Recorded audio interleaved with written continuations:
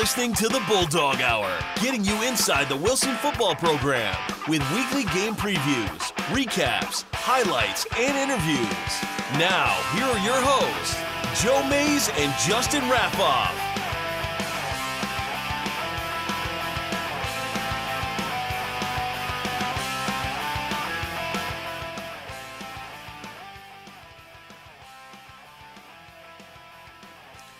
Well, good afternoon, everyone, and welcome to the fourth episode of the Bulldog Hour Season 2. I am one of your hosts, Joe Mays, and sitting next to me, co-host Justin Raffoff. Yeah, it's good to be back for another update in the season here, and a few games we can talk about. And again, we like getting these in-season updates done. We're getting more done than we did last year, so it's kind of nice to break down the season a little bit more.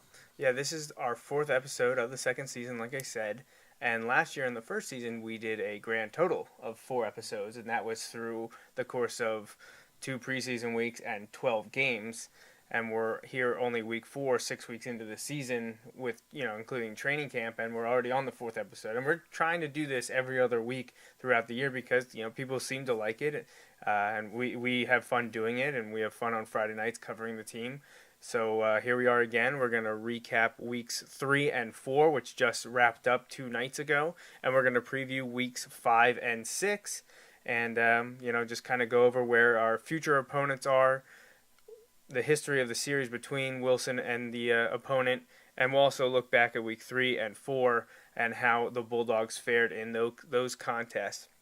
But we'd love to be able to interact with anyone out there listening or watching, and there's a lot of ways you can do that. For more information on that, make sure you visit bulldoghour.com, but you can find us on social media on Twitter and Facebook. Just look for the Bulldog Hour or at Bulldog Hour. And you can also email us. All that information, like I said, is on bulldoghour.com. So if you need anything from us, go to the show website, bulldoghour.com. There you can find all the Season 1 video and podcast, as well as anything we've done for Season 2. And also a link to our players of the game are listed at the bottom, the sponsors that help us out. And if you'd like to become a sponsor, you can also find that information on there. And any help from anyone out there listening that enjoys the show is always appreciated, and even just sharing the site online on social media and with your friends and family, just tell them to hit us up at bulldoghour.com, and we'd really, really appreciate it, just spreading the word. Hopefully you've seen it featured in the Bulldog Blitz, and I believe at our the Game 5 versus McCaskey, we're going to have Mr. Wayne Searer have a little audio announcement during stoppage of play, just to make sure that people are aware that the Bulldog Hour is back, and it features me and Justin, and get you as much Wilson Bulldogs football as we possibly can.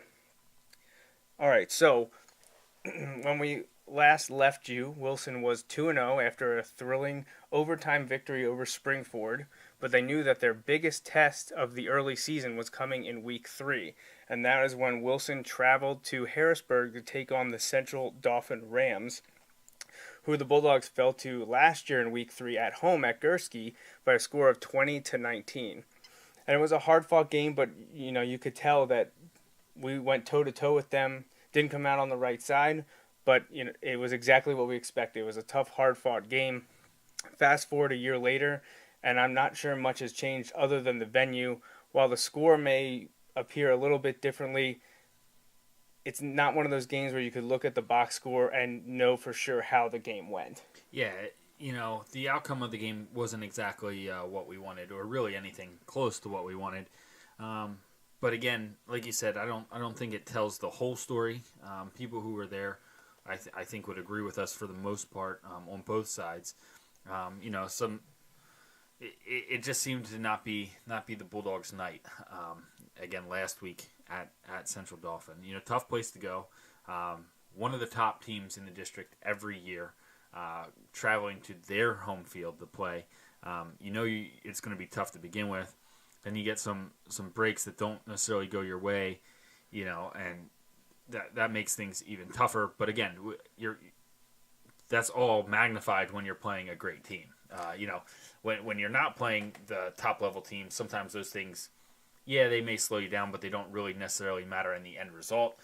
That's not the case when you're playing one of the top level teams. You usually need everything to be clicking right, and I think we would have agreed. Going into that game, we would have agreed. In order for Wilson to get out of here with a win, they're going to need to play their best game so far, and have things turn out that way. Kind of go along with that, and that certainly wasn't the case. No, it definitely. And so, anything short of that was going to be a problem. And that's basically, I think, where we ended up. Yeah. So week 3, Friday, September 16th. At Central Dauphin at Speed Ebersol Stadium, the Bulldogs fell to the Central Dauphin Rams 24-6. So, like Justin mentioned, it wasn't exactly what I think a lot of us expected to happen. But again, the score is a bit misleading. 18 points is for our Wilson team is big. It's their worst loss since, and this date should sound familiar, since October 26, 2007. They hadn't lost by this many points in nearly a decade. And the reason that date might sound familiar is because it's the last time they lost a league game, which was to Manheim Township on that day. In Manheim Township, that was 26-7. And it was also pointed out by at least the Red and Eagle. I'm not sure if it was Mike Drago or not. But the 6 points scored by the Bulldogs in the Week 3 loss to Central Dauphin is the fewest points a Wilson team has scored since they were dismantled by a pretty good Reading team in 2003, 44-2. That one happened at Gursky. That was Chad Henney's senior fall, and also featured someone by the name of James Bryant. Yeah, for those of you that remember those games, there were a few years there. The Henney-Bryant matchups were just played up so much. And that one was no different, and it did not go the Bulldogs' way. I was not there for that one, and that's okay with me. That does not look like a lot of fun. But yeah, that's back at the time when Wilson still ended the season with Reading and then Mifflin usually back to back. That was now, just a year after me. Right, Reading's off the schedule, and Mifflin is now week 1. So things have changed a lot, and as you can tell by that result, things have changed with some of the programs too. But for sure. So now we're going to take a look at the highlights that we put together from the Central Dauphin game, and we are not going to just focus on the Wilson-centric ones, but we're going to highlight the aspects of the game that are important. So anytime there was a score or change of possession that mattered, we're going to show that to you here. So, and there were some issues with the film in the first quarter. So we're actually going to start at the end of that quarter. The Rams are already up 7-0, but Wilson is on offense, and Grayson Klein's at quarterback, and he's able to hit senior receiver Justin Weller for 14 yards. Unfortunately, the drive would end in a punt. Now we're in the mid-second quarter with the Rams still up 7-0. Midfield, Grayson Klein once again is going to find, Justin Weller, 29 yards. And the highlight circle was a little bit off here. So the huddle has not been the best so far. But 4 plays later, Grayson Klein, a little bit of miscommunication between him and the wide receiver, and they're intercepted at the 2, so the drive would end. Fortunately, the D forced a 3-and-out and a short punt, so the Bulldogs got into good field position at the Rams' 32. And on the first play of the drive, Tommy O'Brien gets the pass from Urig, a shovel, and gets 23 yards. Now, 2 plays later for the Bulldogs, and Connor Urig is able to connect with Alex Twyford for the score right here. Nicely thrown ball. We've seen that play a lot the first few games of the season. Unfortunately for Wilson, though, the extra point would be blocked. Not sure where it happened, if it was the guys jumping or someone penetrating the line, but the extra point is blocked. So Wilson trails 7-6 in the second. Now, the D forced another 3-and-out, and the offense is going to start on the Rams 42 after a Central Dauphin punt and penalty when kick-catch interference happens. And this wasn't on purpose or with any kind of intent to injure the Wilson player, but it gave Wilson good field position. All right, and then the first play after that penalty, the first play of that drive is a rush by Iggy Reynoso, I think. Oh, no, it looks like Huddle has gotten our plays all messed up, which is absolutely wonderful. So Connor Urig there with the run. Now I believe Grayson Klein is in at quarterback on this highlight here. Oh, and this is the fumble. This is the play we got to talk about. So if you're watching the video, you see Alex Twyford just went in the flat, little pass. he appeared to have caught the ball, but as soon as he was hit, he fumbled. And if you're watching the video and you see it over and over again, and see if I can roll it back a few seconds here, he never had full possession. And then I highlighted it, and hey, the circle's actually where it's supposed to be. As you can see, Twyford and the Central Dauphin defender, who I believe is Manus Frank, is on the ground. His knees are on the ground. He's recovering the so-called fumble, which wasn't a fumble, as we've established. He picks up the ball and shows it to the official, and their coaches are saying run with the ball. Why? Because the officials never ruled him down. They never ruled an incompletion, and they gave him the touchdown, which is absurd for so many reasons. One, it wasn't a catch, so it couldn't be a fumble. And two, if it was a fumble, he recovered it already on the ground, meaning he's down in high school football. Even if it would have been in NFL football, he would have been down because he was in contact with the other player. Yeah. Right. So, and this actually resulted in, following the game, as their players are doing their handshake line, the coaches are walking through. Central Dauphin coaches, I don't know if it's Glenn McNamee, the Central Dauphin head coach, but a few of the Central Dauphin coaches came over to the Wilson coaches, and they apologized for that specific play. Obviously, it's not their fault. They had nothing to do with it. Right. But the officiating in the game, other than that, I don't know if it was awful. You know, Right. It was your typical high school officiating, but that play specifically was gigantic. Right. Yeah. No, that's a huge swing. You know, even if you take Wilson needing to punt after that, you know, again, Wilson made plenty of mistakes on their own and you know, shot themselves in the foot a lot. But again, we talked about before the game, we kind of mentioned we need to kind of hit on all cylinders, and then things tend to go your way, you know, if that's the way it was going. Things weren't going necessarily our way altogether, but it was kind of an even match thing. And when that happened, that kind of took the wind out of the sails a little bit. And it's tough to kind of recover from that. And just that momentum swing, again, against a really good team. Yeah. Because at the same time, where you might have that thought of, oh, maybe things aren't going our way, you hope that doesn't creep into your head, but maybe it is starting to. On the other side, Central Dauphin's probably starting to think, wow, things are really just going our way tonight. You know, like, because to be on the other side of that, you know, you start to think, well, maybe tonight's our night. We saw it in week 2 against Springford. Wasn't the best officiating performance. We saw it in week 3, Central Dauphin, probably a little bit better, but that was an egregious mistake. And there was no excuse. He was literally standing right there. Yeah, it wasn't lack of position. It wasn't, you know, sometimes there's a crazy play where, you know what, no one has a good view of it, and that's just the way it is. This was right in front of him. Yeah. All right, let's pick it up right after the terrible officiating with the Wilson on offense.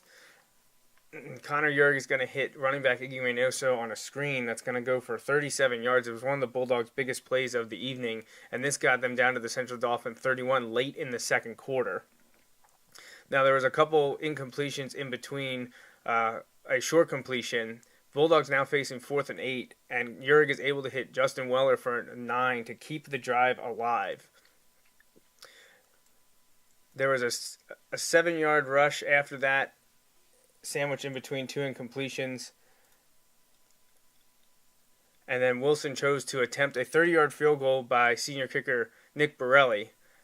However, it is blocked, but is picked up by senior holder Mason McElroy. I think the key was when it was blocked, the ball went backwards. Right. I believe. Now you could see Central Dauphin was still celebrating the blocked kick, but didn't realize that because it was a live ball and advanced, Wilson got a first down. Yeah, heads up play by Mason. Yeah, absolutely. Great play by senior Mason McElroy. Again, there was an advantage of, you know, sometimes that might get whistled dead, whether it should be or shouldn't, you know, sometimes in just the chaos. Mason picked it up and ran. There was no whistle. Got the first down, which, again, gave us a few shots, and we're closing in on halftime here. After the heads-up play by Mason, there was an incompletion, a sack, and then a timeout, followed by yet another incompletion. So the Bulldogs are now facing 4th and 18, just 2 seconds left in the first half. Connor Jurg is going to look for Brian Wright on a post in the end zone. Unfortunately for Wilson, the Rams defender undercuts Brian at the last moment, deflects the ball, and that is the way the second quarter and the first half would come to an end, with Wilson down 14-6 at halftime. Now, Wilson kicked off, and the ball went out of bounds, so the Rams ended up starting on their own 40 in the third quarter, and the Bulldogs' defense surrendered 28 yards on the first 3 plays. they stiffened and forced a punt. So we pick up the video with Wilson having the ball. But unfortunately, on the fourth play of the drive, it's going to end with another interception. This one, not the fault of the quarterback, maybe a tad low, but it's deflected at the line. And who else but Micah Parsons picks it off, setting up another Rams drive. 6 straight rushes sets up the 26-yard field goal by Central Dauphin, and the Rams now are up 17-6 in the third quarter. Wilson got the ball back, and 2 offensive plays later, well, unfortunately, bad luck struck again. A nicely thrown ball by Grayson Klein goes off the fingertips of Fode Jallow and bounces right into the hands of a Central Dauphin defender. Just another example of nothing going Wilson's way in terms of the ball bouncing. Exactly.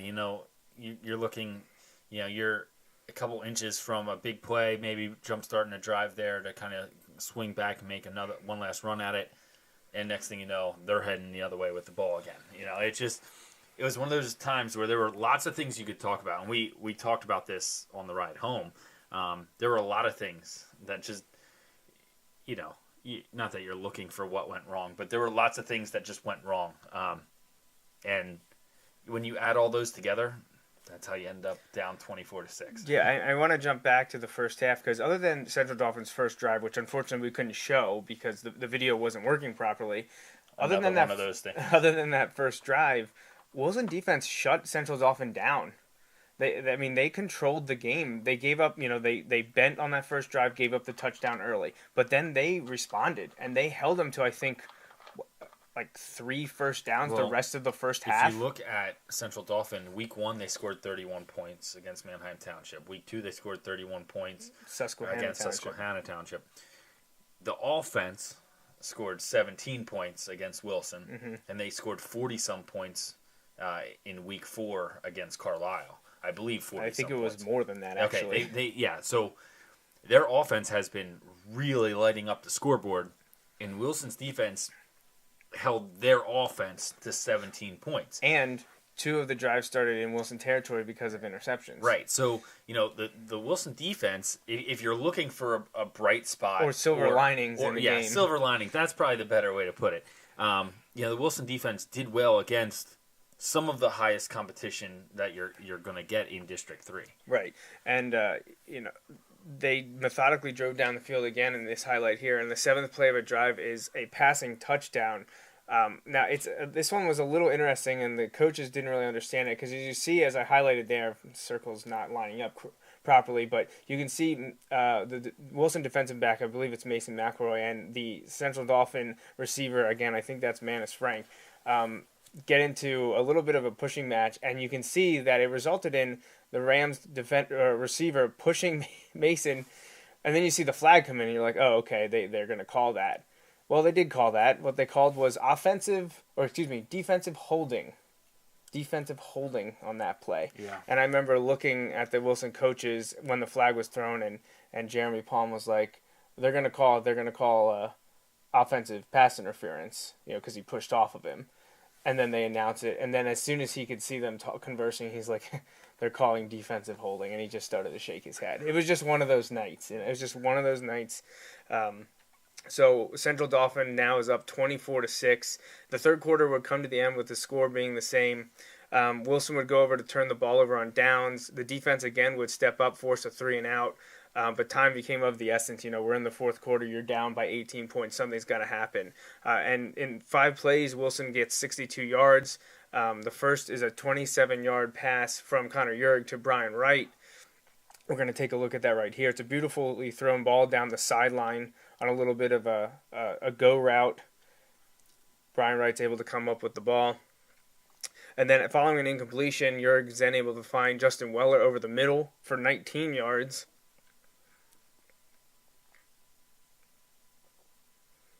And then following another incompletion, Urig is able to find senior wide receiver Fode Jallow for 16 yards. Unfortunately, once that play came... Oh, that wasn't to him, apparently. Was that to Mason? Yeah. Okay, yeah. See, again, huddle video not working very well, but we'll just go over these last few here. And address some of what was happening.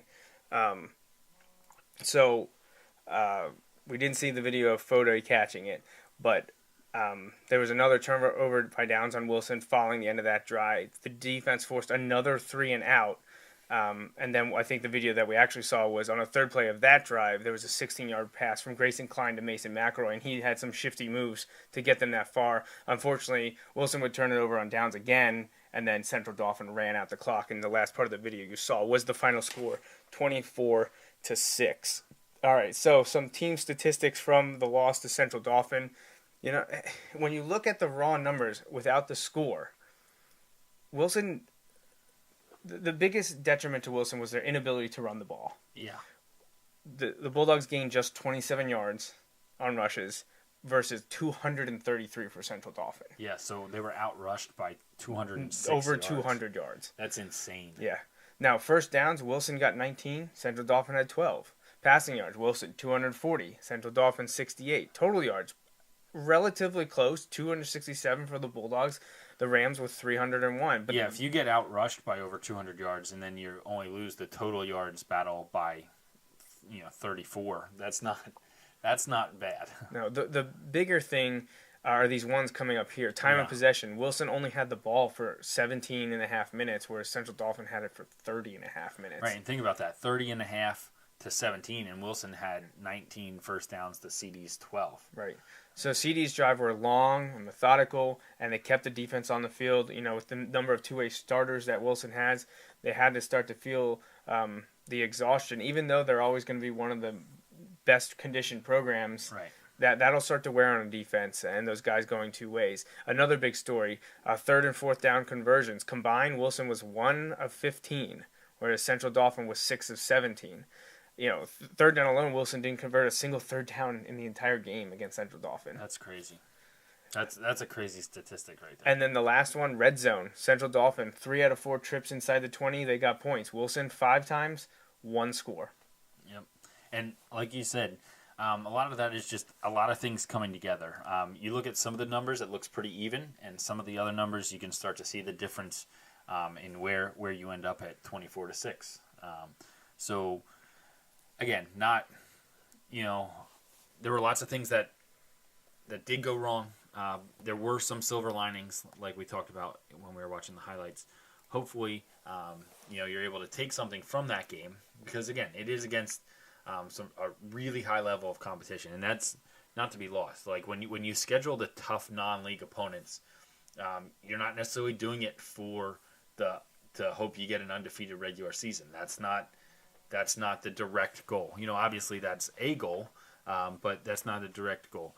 The idea is to get better each week and hopefully build to be playing past the end of October, early November. Right. So, this is a game that Wilson needs to use in order to get better over the next 2 months, to hopefully, I guess over the next month-ish, and hopefully continue for 2 months.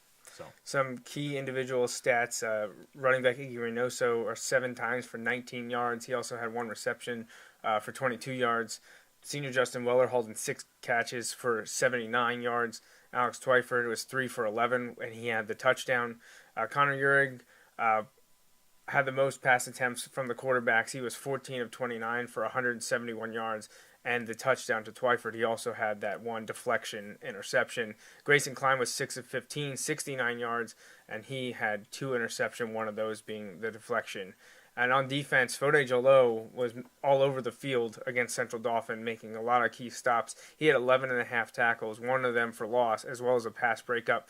And senior safety Tommy O'Brien, also 8.5 tackles and 3 pass breakups. So looking back over the film and the stats and being there in person watching the game, we thought it was senior wide receiver and outside linebacker Fode Jolo, who was the Wilson player of the game and the loss to Central Dauphin. Besides his 11.5 tackles, he also contributed 3 receptions for 40 yards. So Fode Jolo is the Bulldog Hour player of the game for Central Dauphin.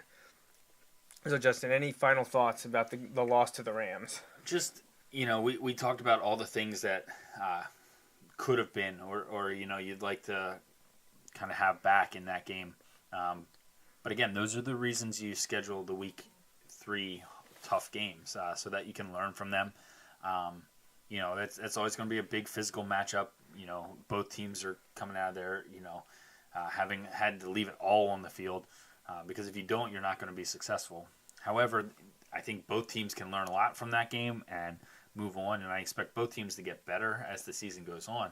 Hopefully, for our point of view, Wilson is able to kind of take some of the silver linings and some of the things that didn't go right, because some of those were self-inflicted. Plenty of those were self-inflicted. And hopefully they can kind of shore up some of those things, learn from them, and use that going forward against teams that aren't Central Dauphin, and continue to get better through the end of September here and into October. Yeah, Coach Dom summarized it pretty well following the game, and he just basically said, hey, that's a great team you played. We didn't play great. Right. We can play better than what you played. You can't blame it on the officiating. Why that one call was terrible. Everything else was, kind of what was expected. You have to play better. We like you said, we shot ourselves in the foot. We made too many mental mistakes. Right. And you can say what you want, when they went down 14-6 on that play.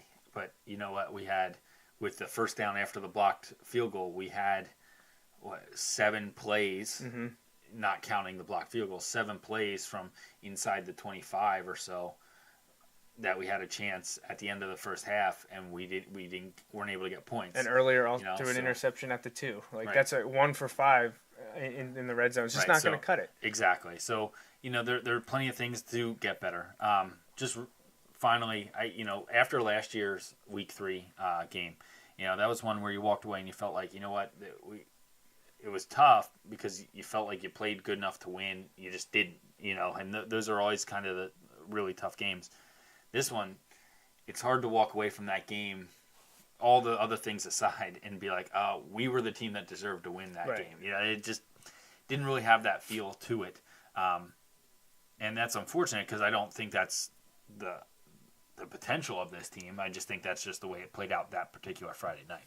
Right, and with one key injury, a senior inside linebacker and H-back, Leo Quigley, left the game injured and was unable to play in week 4 against Warwick. So that's where the Bulldogs travel to open Lancaster-Lebanon League play on Friday, September 23rd to take on the Warwick Warriors. They'd also be without junior quarterback Grayson Klein and senior offensive lineman Franz Borden, all with injuries, didn't get to play against Warwick. So Connor Urick got every snap at quarterback. First time this year one quarterback has played the entire game. Filling in for senior offensive lineman Franz Borden was freshman offensive lineman Nate Keller.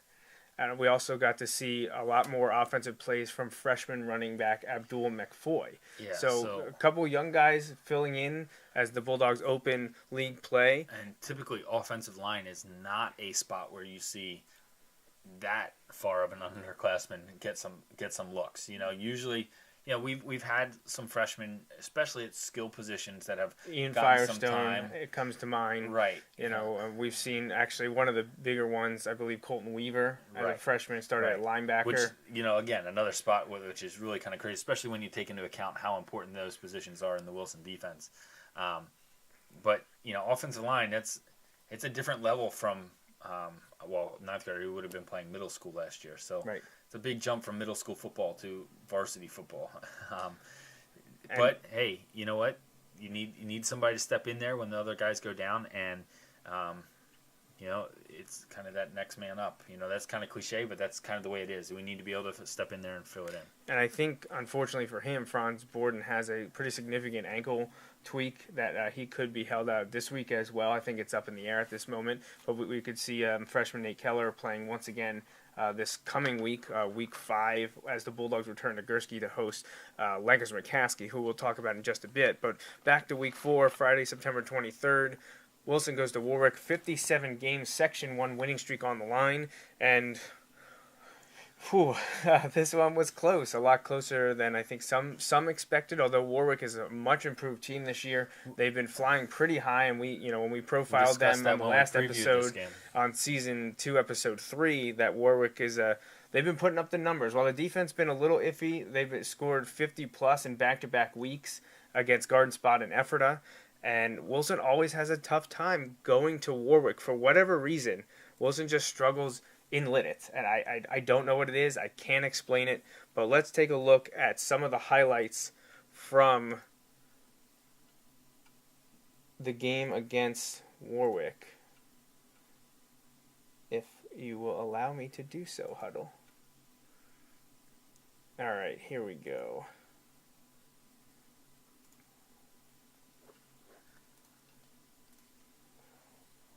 All right, so Wilson started off, they received the kick, and on one of the first plays of the game, just a little flare pass from Uric to O'Brien gets Wilson into Warwick territory. Then, again, same thing to the other side of the field. Uric hits O'Brien. He gets to the sideline, picks up another first down. Then Wilson tries to go deep, and they're able to connect Uric to senior Brian Wright at the 2. Now, this is where the officiating started to go a little sideways, and this is literally the first drive of the game. Wilson had just gotten the ball. Now, Brian Wright had caught the ball with his hands, was absolutely no problem with that whatsoever. But he, as it appears from me standing right there, I'm not sure he ever got a foot inside, down. It's kind of hard to tell from the video. It was close, and he made a great catch. He made a great play on the ball. Oh, it was a great catch, yes. As you can tell, the referee who's standing there doesn't really have any idea either. Well, he doesn't ever call it. He kind of waits for someone else. Right, yeah, the guy comes running across the field. Well, let me rephrase that. The guy comes across the field. He wasn't running across the field. No. So they give Wilson the ball actually inside the 2, just outside the 1-yard line. And then Wilson immediately gives the ball, and there's freshman Abdul McFoy. And he gets lit up, but falls into the end zone to give the Bulldogs an early lead. Extra point is good. Wilson leads 7-0. All seems well. Yeah, it all seems really well because the defense forced Warwick to go 3 and out, and then McFoy again, another big run, getting to midfield on Wilson's, I believe this was their second drive. And, the things were going well early. The first quarter was in Wilson's favor. There's a nice completion and pickup from Uric to Wright. And then here, Uric, he overthrows Justin Weller, and the Warwick picks off the ball. That's kind of where things started to unravel a little bit. Wilson had all the momentum, and that tiny miscue changed things a bit. But the Wilson defense held, and Wilson got the ball back. And on 4th down, the second quarter, Fode Jalot makes a nice diving catch to keep the drive alive, and it would pay off big time as Uric drops back to pass. Avoids this, and this is just something that a mobile quarterback can do. Make a guy miss, and look what he changes it. He ends up getting all the way down to the 5. Where he should have been sacked for a loss, he gets down to the 5, and on the very next play, Wilson's going to go to the sideline with Iggy Reynoso. And you can tell pretty quickly, Iggy gets the ball. No one's cutting that corner for him. I mean, they have a guy come and kind of make it close, but... I mean, he was already in until his legs get taken out from under him. So now you're like, okay, this is good. Wilson's up 14-0 in the second quarter. Fine, we recovered from the turnover. The defense has been stifling. Warwick, like I said, Warwick scored over 100 points over the 2 games prior to this. They were airing it out and doing it with a lot of success. So things look to be going in Wilson's favor. You're going to see a beautiful jet or end around here by Mason McElroy to pick up a first down in the second quarter. And, Wilson's just rolling. Throughout the game, though, not being highlighted here, just weird penalties. Like, you just didn't know where they were coming from. So Wilson driving again. And then, they get stopped. Warwick drives down the field a little bit. Wilson gets the ball back, doesn't do too much. So they're deep in their end zone. Right before halftime. Right before halftime after stopping Warwick, pinning them deep. Wilson not being able to move the ball, throwing a few incompletions to keep some time on the clock. Wilson now has to punt from their 15. Punter Alex Joswiak is inside the 5-yard line. And, you probably know this is going a low snap because, once again, senior Franz Borden, who didn't play, is the normal long snapper. The punt is blocked. Warwick recovers at the 1. On the very next play, Warwick's able to get into the end zone on just an inside zone play by their running back, who actually does lose the ball pretty quickly, but he was clearly already across the plane into the end zone. So at halftime, Wilson leads 14-7, but all the momentum is on Warwick's side. Right. Yeah. I think the defense had only given up like 3 first downs or something like that. It was still lopsided, even though it wasn't lopsided on the scoreboard. Well, I think Warwick had a total of was it 60 or 80 yards the whole first half? Yeah. It wasn't. Wilson had over 200. Right. So, while the score was close, you're like, okay, we'll come out, defense will get a stop, and we'll just kind of go from there. Hopefully, get a few scores, and everything will be okay. And we've been talking about how good the defense was. There weren't a lot of highlight plays. There weren't many sacks or any interceptions or anything. They were just playing well. They were stopping the runs at the line or just a yard or two. They were knocking down passes, or they're keeping the passes short. Right. They avoided giving up the big pass plays. Right. They were connecting underneath, but they were avoiding giving up big plays downfield. Now here, though, we do get to see a defensive sack. Jake Morris, after a good setup by Chris Price in forcing the quarterback to move up in the pocket, Jake Morris finds the quarterback, Tremarchi, the 3-year starter, the senior, and takes him down. Now, Warwick did drive down far enough on that series to get in field goal range, so Wilson's up 14-7. Warwick attempts the field goal, and he's going to hit it without much of resistance from the Bulldogs field goal block team. So the score now 14-10 favor Wilson. You can see near the end of the third quarter. You could also see the towel. I was telling you about Oh, that there was guy the before. towel, Yeah. the guy with the towel. So now we're approaching mid-end fourth quarter here. Wilson pinned deep in their territory. Yeah, and you start to think, oh man, you can't really have a mistake here, or we could have some trouble. And a beautiful play on the read option. Junior quarterback Connor Urick gets Wilson all the way out to their 35. A wonderful play by the quarterback. And then on one of the next plays, and I believe I'm going to stop it here, but I think one of Huddle's highlight options is going to pop up. Now, you see where Wilson snapped the ball. It was on their 49. You are allowed to hit receivers within 5 yards, which would be the opposite 44-yard line. Where did he just get hit? You see him right over here? You see that? See how he's almost 10 yards downfield? Ball in the air, by the way. And it leads to a Warwick interception because the receiver that he was throwing to was hit 9 yards down the field when the ball was in the air. Now, was there a flag thrown on that? No, there was no flag thrown on that. And that just kind of you can see the coaches, if you're watching the video, you can see the coaches with their arms out and the players wondering, how is there no flag on that? How do you miss that? An eligible receiver nearly 10 yards downfield gets absolutely leveled in the back while the ball's in the air. Warwick picks it off, and you're just shaking your head like, okay, here we go. Well, the Wilson defense, again, did a great job, forced a Warwick punt. We're in the final few minutes now of the fourth quarter. Wilson's got the ball again, deep in their territory, right around the 10-yard line. Who does Wilson turn to?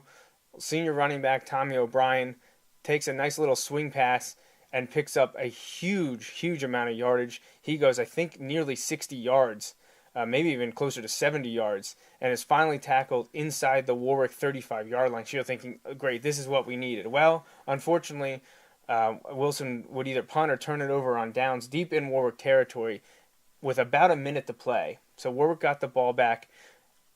A lot more officiating issues, which nearly every play you could point out, and I wish we had sideline view of just the line, because the Warwick offensive linemen were holding the Wilson defenders every play. And did Warwick get called for any holds? I think almost all of their penalties were pre-snap penalties. Almost all. Maybe not all of them. But they got called for a lot of pre-snap penalties, but virtually none during the game.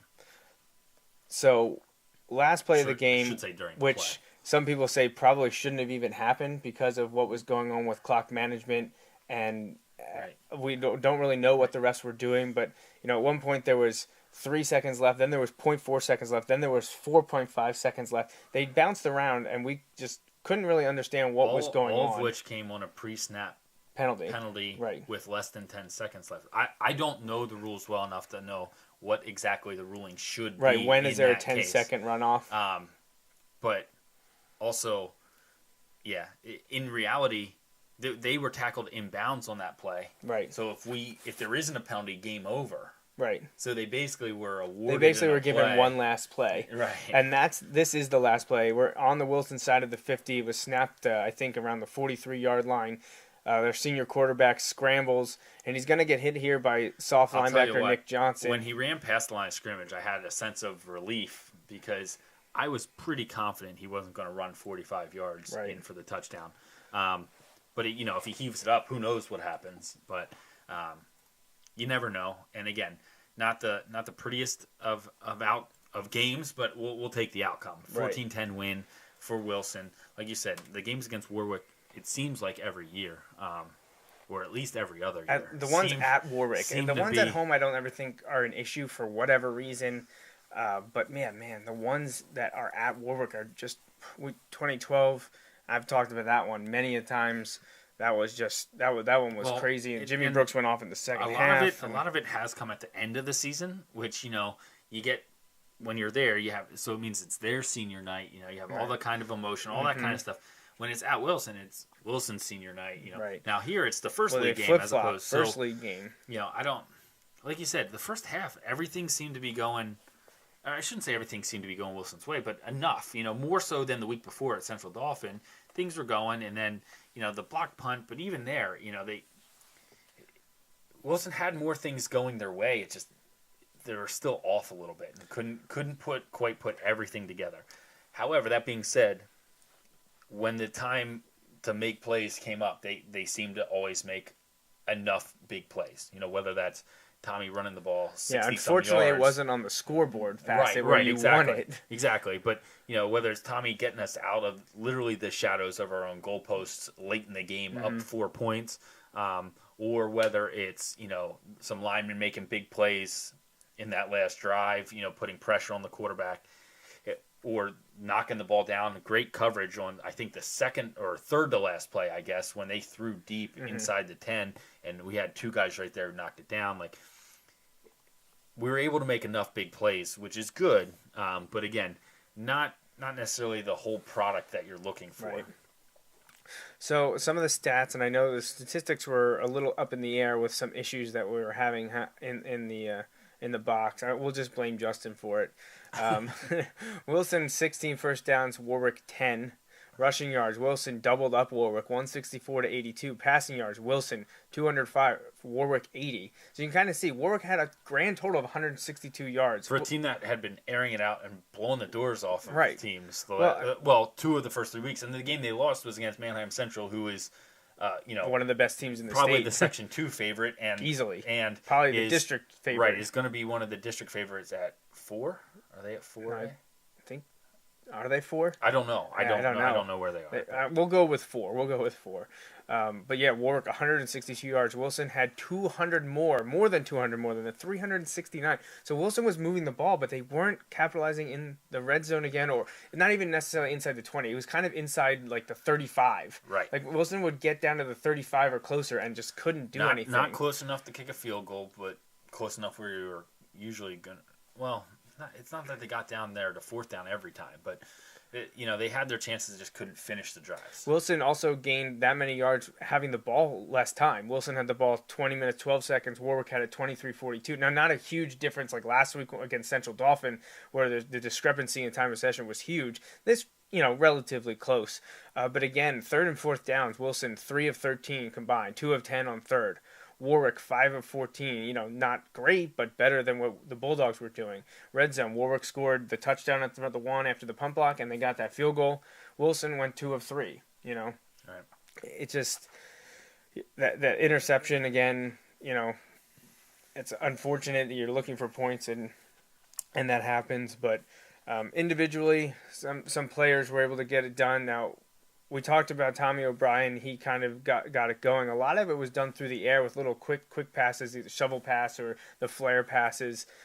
He rushed the ball twice for 13 yards, according to the stats we were given, but he had 5 catches for 90 yards. And we saw that big one, he got 60-plus yards to flip field position, which was huge in a game that you're up by 4 and a team, has the potential to really air it out. Right. You look at some of those yards. A lot of those yards came on the first series, which led to a touchdown, and the last series, which basically flipped the field, making it a lot harder for Warwick to be able to drive and try and get some points at the end. Junior Iggy Reynoso and freshman Abdul McFoy both rushed 7 times, Iggy getting 30 yards and Abdul 25. Both of them had a touchdown on the ground. The leading receiver outside of Tommy O'Brien's contribution was Brian Wright. He had 3 for 47, including that catch at the first series of the game that had Wilson set up just outside the 1-yard line.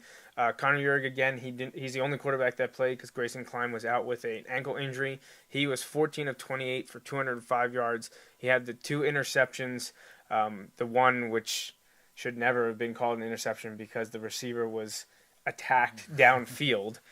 He also had 9 rushes for 65 yards, and including one late in the game, deep in Wilson territory, that moved the ball out a good 20-some yards. On defense, once again, senior Fode Jalot led the way, 7.5 tackles, but junior inside linebacker Trevor Hatley chipped in 5.5. And looking over the film and being there, taking a look at the statistics, it was tough to figure out who we thought the player of the game was. Especially because the statistics weren't really going to jump out at you in this one. But being there, I felt like, a number of times there's a big play being made. So that's kind of went into our decision here for player of the game. Right, and the stats do stick out a little bit. When you get 90 yards receiving, especially as a running back, you must have been doing something right, and he made the right moves. So Tommy O'Brien, the running back and safety, the senior, he's going to get the nod as our Week 4 player of the game for the Bulldogs' victory at Warwick. He again had the 2 rushes for 13 yards, 5 catches for 90 yards, and from his safety position, he chipped in 1.5 tackles. Not eye-popping numbers. Not many people had them. It was kind of a team effort, but when it mattered, Wilson was putting the ball in O'Brien's hands. Yeah, he got the ball early, again, kind of setting the tone. Now, I know they got some of the other running backs in there as well, but also late in the game, when they needed to move the ball, he came up with some huge plays, and that that was one of the things that stuck out. All right, some pictures from the game if you're watching. Coach Dom's addressing the team after the game. Just say, hey, be happy getting out of here with a win. Coach Dom's does not usually talk about officiating. I say not usually because this was an exception.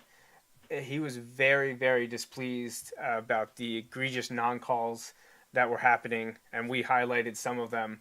I believe they were going to be sending a videotape to the officiating council that controls this because they just thought it was absurd the way that the game was officiated.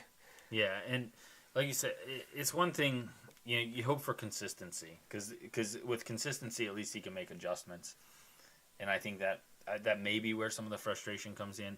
Again, moving on, we need to play in a way where, in this game specifically, yes, there were some times where it kind of contributed to us shooting ourselves in the foot, but a little bit, we need to clean things up and continue to get better.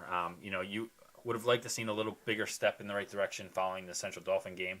And again, there were some silver linings in the game, but plenty to work on leading into the McCaskey game next week. Yeah, and Coach Dom's, that wasn't the focus of the post-game speech. Obviously, a lot of it was, hey, we got to get better.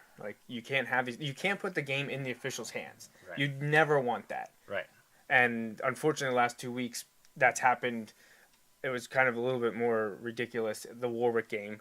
But there's too many mistakes. The first interception, the blocking in general, not getting a lot done. They were moving the ball in between the 40s, or in the 35s. But once you got inside the 35s, just couldn't get it done. Special teams have to get better, coverage and blocking.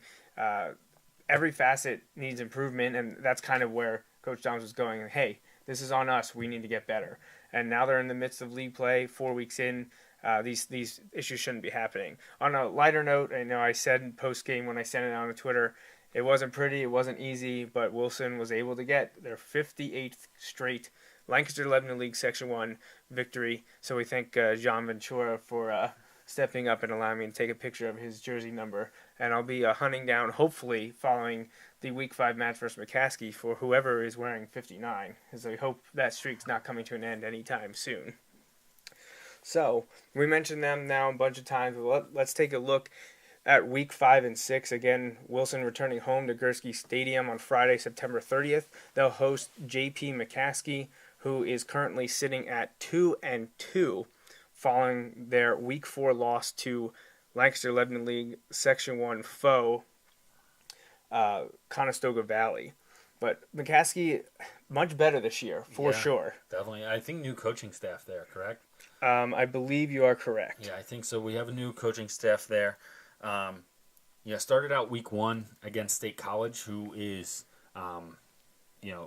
already putting up big things. But a lot of people have really high expectations for State College this year. So in that Week 1 score kind of attention, because while people say State College was in control, McCaskey was hanging around, and it ended up being a State College win 24-13, which caught some people's eyes because a lot of people thought that was going to be a lopsided game with State College blowing the doors off McCaskey. That's not what happened. So that kind of got people's attention. Then McCaskey goes to William Penn, which is York High School, and won 26-6. The game was stopped in the fourth quarter. Yeah, with like 6 or 8 minutes left. Right, there was gunfire in the parking lot, not at the game itself, and I believe it was completely unrelated to the game. I don't think it had anything to do. Right. The parking lot's not exactly right next to the stadium, right? But I know there was chaos. We were following along on Twitter, and so that game, they ended that game, but the game was not in question. McCaskey won 26-6, so kind of took care of business there. Played Reading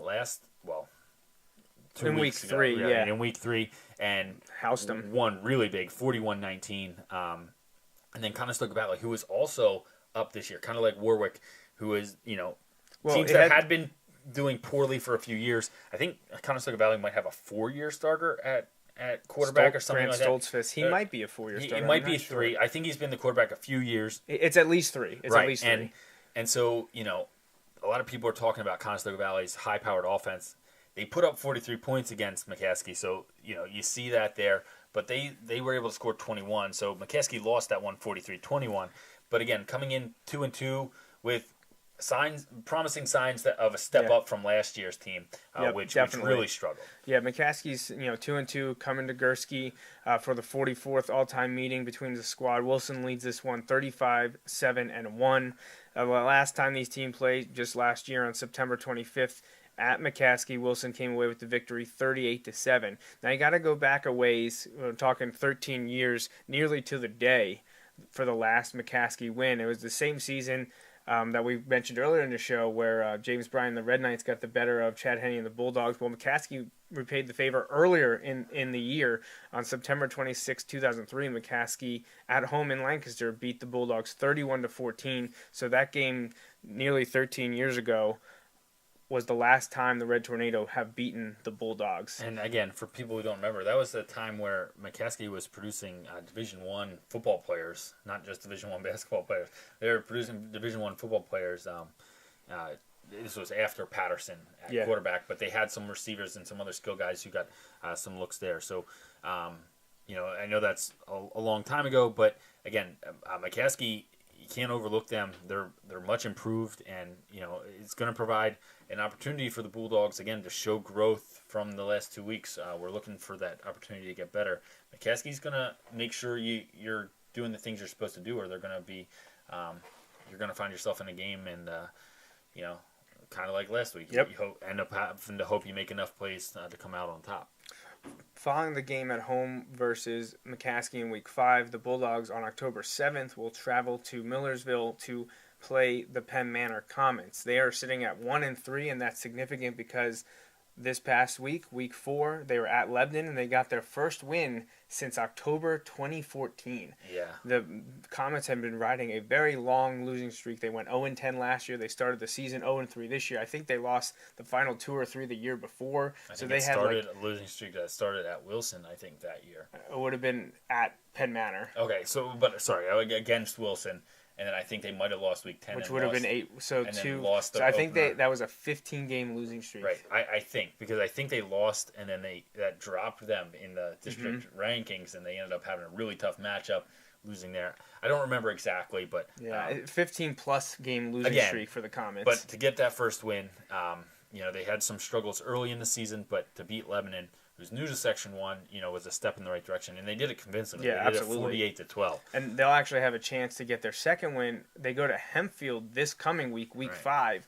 And Hempfield, they're struggling. Yeah, they haven't won a game yet. 0-4, and I'm not sure they've had one that's close. Right. So Penn Manor, they lost week 1 at Cedar Cliff 40-0. The next week they lost. Cedar Cliff, who's looking really good. Yeah. Next week they lost at home against Lancaster-Lebanon. Again, another really good team. They're at 3-1. Their only loss being the Mannheim Central.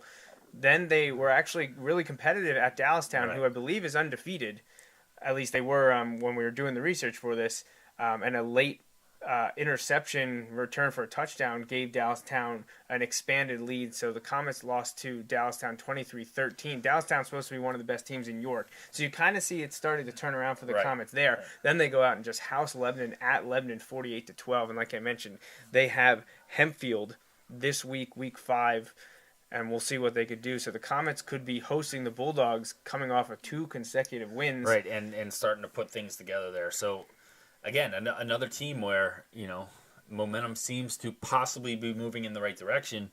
If you end up in one of those situations where, where anything can happen, then you find yourself in those close games at the end. So Wilson has plenty to kind of shore up over the next few weeks. And hopefully continue to get good results and positive results. But, they have McCaskey this week, and they got to worry about that one first. Yeah, well, we'll keep talking about Penn Manor because this is the 26th all-time meeting between the Bulldogs and Comets. And, if you remember back to our preseason show, you'll remember Wilson has never lost to Penn Manor. They are a perfect 25-0. The last meeting was last year, October 30th, 2015 at Gursky. Wilson won that one 42-21, and that's the game where Wilson ran out to a 35-0 lead in the first quarter. Yeah, I remember there were a lot of people talking about maybe one of the least competitive games they've seen in a long time. Yeah. So last Penn Manor win is not available because it hasn't happened yet. Hopefully for the Bulldogs' sake, this isn't the year that it happens. Yeah. All right, so that is most of everything we needed to cover on episode 4 of the second season of the Bulldog Hour. Again, on Friday nights, you can find Justin and I on the sidelines or in the box at all the Wilson games. You can get information on the Bulldogs on Facebook, Twitter, and Instagram. Look for @Wilson Bulldogs and @Bulldog Hour on all those places. We have live game updates, photos. We even do some Periscope broadcasts, and hopefully we're going to have some more live video interviews. We didn't have any this week because we don't like to talk to the coaches and players after a loss. They're not always willing to open up. We're fortunate that they provide the opportunity for us because really, let's be honest, it's their call. Right. If they don't want us around, we're not around. So we're not about to push it. Certainly not after a tough loss. And this week, kind of have to read the moment. Didn't seem quite. Didn't seem like the appropriate time to ask anyone to stick around. Right. So we appreciate what they let us do, and we're not about to try and abuse that privilege. So make sure you follow us, Facebook, Twitter, Instagram. Besides @Bulldog Hour, you can also find the mothership at JMNJR_radio. You can follow Justin at Mr_Raffoff or me at Coach Joe Mays. Thanks to our sponsors, Mays Sandwich Shop, who's been here since day one. And last week we talked about how we had a generous anonymous donor provide some financial support for us. But this week we had another chip in, which is wonderful, and we actually got to meet him because he is a Warwick graduate and now currently covers high school football for EasternPAFootball.com, and he's also well known for high school basketball and his coverage at LLHoops.com. That's Mr. Andy Herr, and you probably know him on Twitter as @AndyBrackets. Yeah, so if you don't know him, give him a follow at Andy Brackets. For Lancaster-Lebanon League basketball, that's kind of how I had known him. I've seen his work on Eastern PA football already this year. He did have a write-up on the Wilson-Warwick game as well, so you can head over to the EasternPAFootball.com site and read that. Show him some love as he's been helping us out. That was great. Yeah, we're extremely appreciative of his support of the Bulldog Hour, and we're going to try to get him on sometime now that he's covering high school football for EasternPAFootball.com. He's someone that we're going to talk about and maybe profile as we start to bring in the media contingency out there, from the Reading Eagle and Penn Live and things like that. EPA is a great resource as well. So Andy's going to be one of the first guys that we try to hook up with, maybe in the off season, in the spring as we're leading into the next year. That'd be a good thing to talk about some of the get to know some of the media guys that give Bulldogs coverage outside of us. Yeah. So if you're interested in supporting the show, you can do so at bulldoghour.com, as I mentioned at the top of the episode. I think that's it. Any last words for this episode, Justin? No, just hopefully we can learn some things from the last 2 weeks and start to clean some things up moving forward into McCaskey and then hopefully Penn Manor too. Definitely. It sounds good to me. I'll keep saying it. Keep going to BulldogHour.com where you can get everything from Justin and I and more. Player of the game, ways to help, all the videos, audio, everything is there for your perusal at BulldogHour.com. We hope you enjoyed this episode of the Bulldog Hour. For Justin Raffoff and the Wilson Football Program, I'm Joe Mays, and remember, go Bulldogs. Thanks for listening to this week's episode of the Bulldog Hour. Want more Wilson football? Follow the show on Facebook, Twitter, and Instagram. Subscribe to the podcast on iTunes and SoundCloud. Or visit www.bulldoghour.com. The Bulldog Hour is a featured program on jmnjrradio.com.